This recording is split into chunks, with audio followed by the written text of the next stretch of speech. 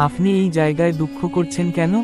জনাব, দয়া করুন, আমি খুবই গরিব, কিছু খাওয়ার মতো নেই। হে আল্লাহর বান্দা, আপনি কি কখনো সাহায্যের জন্য বড় সাহেবের কাছে গিয়েছ? না সাহেব, আমি কখনো তাকে দেখিনি, তবে শুনেছি তিনি খুব ধনী।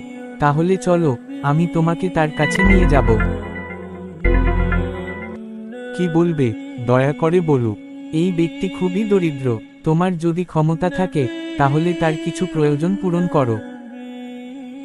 অবশ্যই, আল্লাহর জন্য কিছু দিতে পারা আমার জন্য সৌভাগ্যের বিষয়। আমি চাই দরিদ্র ব্যক্তিকে কিছু অর্থ এবং খাবার দিয়ে দেই। আলহামদুলিল্লাহ, আপনি সত্যিই মহানুভব। সত্যিকারের ধনী তো বড় সাহেব, তিনি দানশীলতায় ধনী। হ্যাঁ, আল্লাহর পথে দান করাই প্রকৃত ধন। যার অন্তরে দানের মহত্ব আছে, সেই সত্যিকারের ধনী। এই কন্টেন্ট থেকে আমাদের শিক্ষা, ধন সম্পদের মালিক হলেও প্রকৃত ধনী সেই ব্যক্তি যে আল্লাহর পথে খরচ করে ও অন্যের প্রয়োজন মেটাতে উৎসাহী হয়।